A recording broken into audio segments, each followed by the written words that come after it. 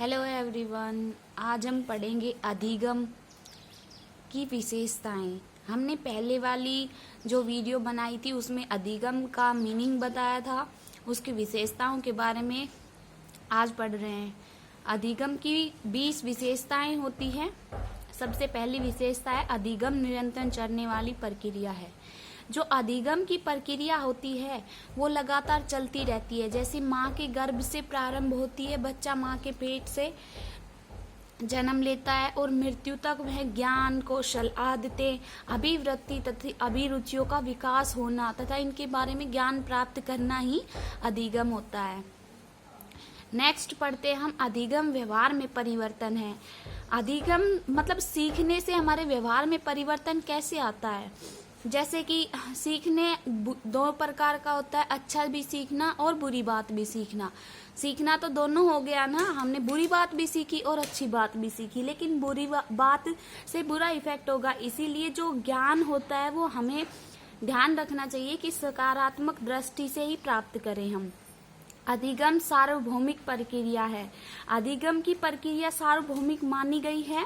इस प्रक्रिया के दौरान व्यक्ति चाहे किसी भी धर्म, जाति या समुदाय का हो, उसमें सीखने की पूरी क्षमता होती है। वो किसी भी धर्म से कहीं से भी सीख सकता है, बस उसे क्या ओकेजन, अवसरों की जरूरत होती है। नेक्स्ट है अधिगम समायोजन की प्रक्रिया है। अधिगम का समायोजन की प्रक्रिया में विशेष योगदान होता है। जैसे जन्म से बच्चा दूसरों पर निर्भर होता है, उसका खाना पीना, रहना सहना दूसरे ही करते हैं, लेकिन धीरे धीरे उसकी आंतरिक अनुक्रियाएं बदलती रहती हैं, उसका विकास होता है। इसीलिए उसका जो विकास होता है वो अधिक समायोजन से ही होता है और उसकी अधिगम अधिक होता है, सीखने की प्रक्रिया अधिक होती है। अधिगम उद्देश्य पूर्ण एवं लक्ष्य केंद्रित है। हम किसी भी चीज को सीखते हैं वो हम लक्ष्य को निर्धारित करके सीखते हैं और अपने उस लक्ष्य को पूरा करने के लिए, उस उद्देश्य को पूरा करने के लिए हम दर बदर क्या करते रहते हैं, अलग अलग प्रक्रिया करते रहते हैं। अधिगम विकास की प्रक्रिया है। अधिगम किसी भी दिशा में हो सकता है, वांछित और अवांछित। कोई भी बच्चा चोरी करता है या फिर जेब काटता है तो ये भी अधिगम होता है, पर ये क्या है, अवांछित। इसीलिए हमें संबंध सिर्फ वांछित अधिगम से ही होना चाहिए ताकि हमारा विकास हो सके। हमें सिर्फ अच्छी चीजें ही सीखनी चाहिए ताकि हमारा और समाज का विकास हो सके। सातवां है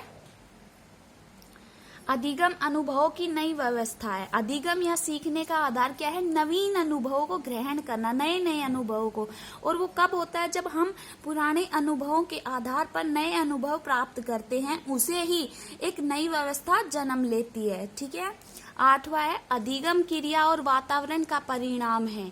जो अधिगम क्रिया है, सीखने की प्रक्रिया है, वो वातावरण के परिणाम का बहुत इफेक्ट डालती है, मूल रूप होती है।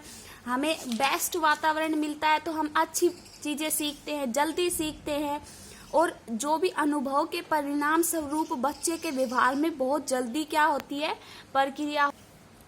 अधिगम शिक्षण अधिगम उद्देश्य को प्राप्त करने में सहायक होता है। कुछ परिस्थितियां शिक्षण अधिगम के भिन्न भिन्न उद्देश्य होते हैं जिन्हें प्राप्त करने के लिए अधिगम प्रक्रिया का सहारा लेना पड़ता है। कुछ सीखने के लिए सीखने की प्रक्रिया का सहारा लेना पड़ता है एवं अधिगम प्रक्रिया को प्रभावी ज्ञान, सूझबूझ, रुचियां, कुशलता एवं दृष्टिकोण का विकास किया जा सकता है। देखो, इसमें जो अर्जित करने के पश्चात व्यक्ति का व्यवहार होता है, जैसे हमने कोई ज्ञान अर्जित किया, कुछ भी पढ़ा, तो उससे क्या होता है कि हमारा व्यवहार परिवर्तन होता है। ठीक है। अधिगम का स्थानांतरण, किसी भी व्यक्ति में जब अर्जित ज्ञान दूसरी अन्य परिस्थितियों में स्थानांतरित होने में सक्षम होते हैं, सहायक सिद्ध होता है। इसी को अधिगम का स्थानांतरण कहते हैं। ठीक है। जैसे कि अधिगम का स्थानांतरण क्या हुआ कि हमें कोई छोटी सी चीज की जरूरत बड़े काम के लिए होती है, ठीक है, उसे अधिगम का स्थानांतरण होता है। अधिगम का संबंध व्यक्ति और समाज की आवश्यकताओं से है।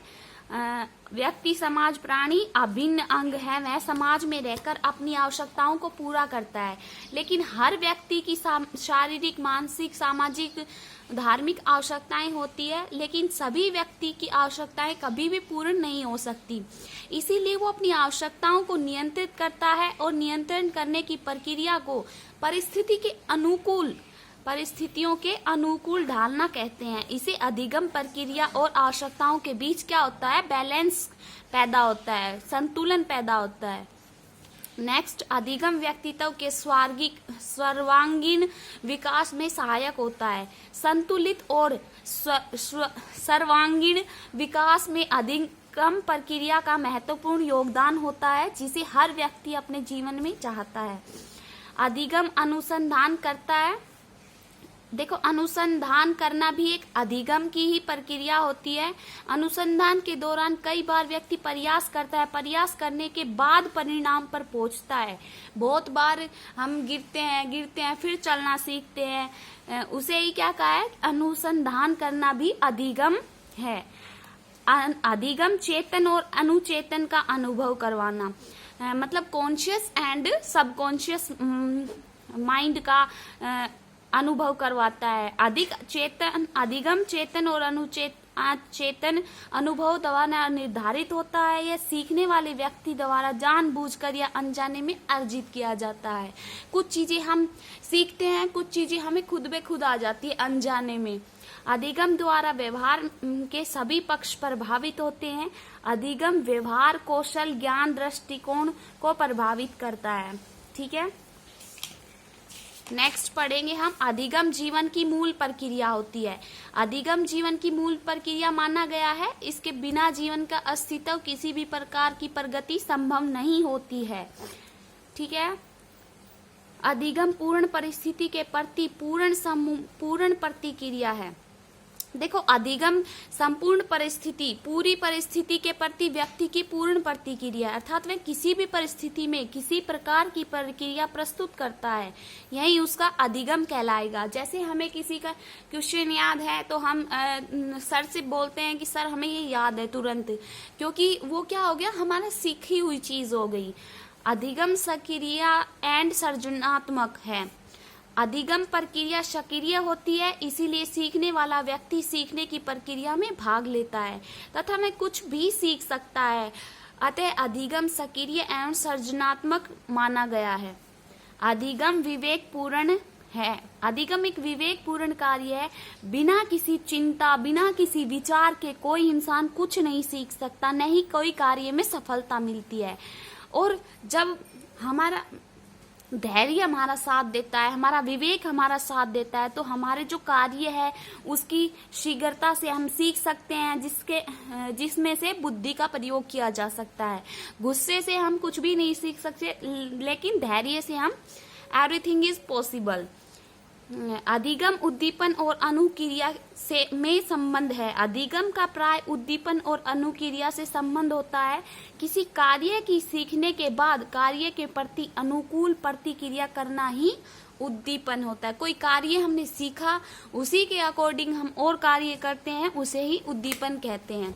देखो, ये 20 पार्ट है, शॉर्ट फॉर्म में है। अधिगम की विशेषताएं, फर्स्ट है निरंतर चलने वाली, सेकंड है व्यवहार में सार्वभौमिक समायोजन की प्रक्रिया, उद्देश्य पूर्ण एवं लक्षित केंद्रित विकास की प्रक्रिया, अनुभव की व्यवस्था, क्रिया और वातावरण का परिणाम, शिक्षण, अधिगम उद्देश्यों की प्राप्ति, अधिगम का स्थानांतरण, व्यक्ति सामाजिक आवश्यकताओं से जुड़ी, व्यक्तित्व का सर्वांगीण विकास, अनुसंधान सहायक, चेतन व अचेतन अनुभव, व्यवहार के सभी पक्ष प्रभावित, जीवन की मूलभूत प्रक्रिया, संपूर्ण प्रतिक्रिया, सक्रिय एवं सृजनात्मक, विवेकपूर्ण, उद्दीपन और अनुक्रिया में संबंध।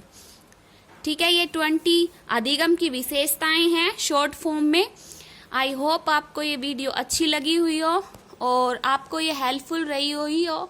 मैंने जो बुक से है उसमें से बहुत कुछ जो मेन पॉइंट है उनको बताया है आपको। ठीक है, वैसे आप स्टडी करो तो बुक से ही अच्छा होगा।